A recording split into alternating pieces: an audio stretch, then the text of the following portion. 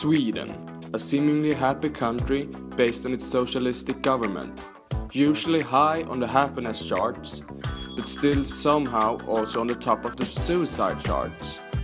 According to the US and international media anyway. But why is it that Swedes are known for taking their own life? Where did this myth start? My name is Jacob Haskell and welcome to Suicidal Swedes. We decided to go to Stockholm and ask the typical Swede what they know about the subject. Känner du till att Sverige är kända utomlands för att ta mycket självmord i allmänhet i Sverige? Har varit, men inte nu. Jag har hört lite om det liksom, men det är inte så att jag känner mig Träffat? Nej. Ja, det gör jag.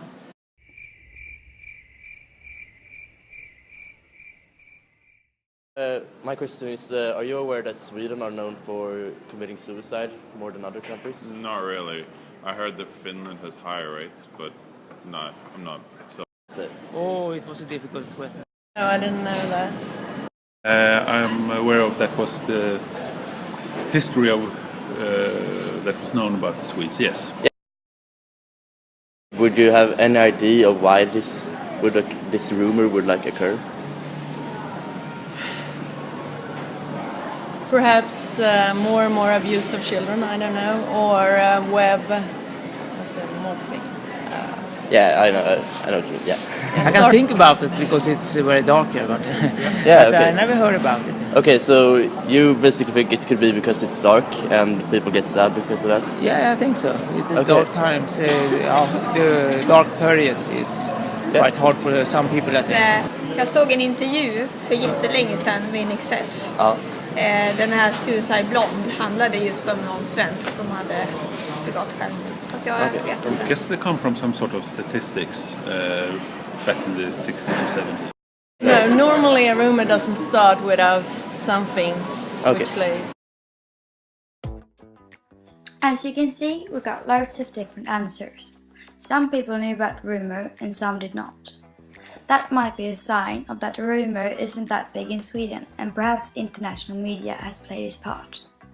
Although this man seemed to know where it came from. I guess they come from some sort of statistics back in the 60s or 70s. And this woman seemed to think it must have started somewhere. No, normally a rumor doesn't start without something which lays. Well, they were both right. With some hard work, we managed to trace the rumor back to a speech given by the US President Dwight D. Eisenhower in the 1960s. The 27th of July in 1960, at the Republican National Committee breakfast in Chicago, the President spoke of a socialistic country in Europe with a high suicidal rate. Most people thought he referred to Sweden, which is very likely. Now quoting from the end of his speech, he says, "Only in the last few weeks I have been reading quite an article on the experiment of almost complete paternalism in a friendly European country.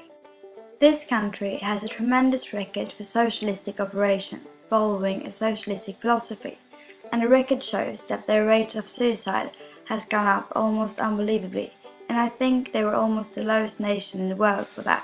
Now they have more than twice our rate." The president did not lie, because at the time we were very high rated, but the reason to our high numbers was probably the other countries' hidden numbers. Sweden was about the only country who had and were honest about their statistics, so it seemed as if they had the highest amount of suicides, when in reality the unrecorded statistics from the other countries would have showed higher numbers. If you look at the new statistics from World Health Organization, now that the other countries have started to join, you will see that Sweden is no longer in a top position, rather in the middle. You can also see that Sweden's numbers have stayed in almost the same level, whereas other countries have had a drastic increase over the years. Some has even gone from not even being on the list. We hardly think this is a coincidence, that some countries just recently started committing suicides. But still, the reputation of suicidal Swedes remains, and it's probably caused by international media. For example, the well-known American TV host and journalist Bill O'Reilly, who has close to 4 million viewers, posted his so-called opinion on his official website as late as 2007. The column is about the presidential election, and Bill is trying to prevent the US from turning into a more socialistic country, because then they might turn into Sweden, with just an enormously high suicide rate, while everybody does his or her own thing.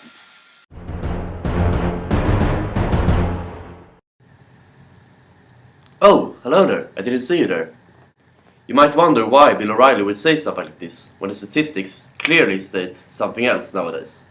At least Eisenhower had the courtesy to have the statistics to back up his statements. This is actually quite usual nowadays, but there's a simple explanation.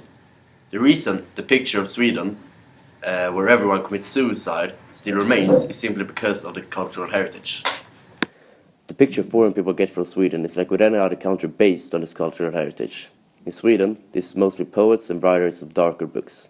For example, August Strindberg, Lars Norén, Stig Larsson, and Ingmar Bergman from Sweden. Many of these have lived quite miserable lives and been alcoholists. Since these people spread their work over the world, this is what the outside world sees from Sweden. And even though Sweden has many comedians, etc. too, these people tend to stay inside of Sweden's borders and never become internationally known. Therefore, Swedes may seem miserable, or more miserable than they actually are, but it's really the cultural heritage affecting the foreign people's minds. The conclusion that can be made after working with the subject is that international media isn't always right. But this time they were right, to start with, looking at the old statistic anyways. But as time went by, it became clear that the statistics were incorrect, and the only reason why Sweden was so high up the charts was because of the other countries' unrecorded records. Now the rumor goes on without statistics, and it's based on the old reputations and cultural heritage. And as you could see in the interviews, the typical Swede had sometimes heard of the myth, but didn't believe it was true. Now I'm Jacob Haskell, and back to you at the studio, Lucas. Thank you very much, Jacob. And that's it for us at Suicidal Swedes. I think we can all agree that Suicidal Swedes should change their name to Happy Swedes. Myth busted.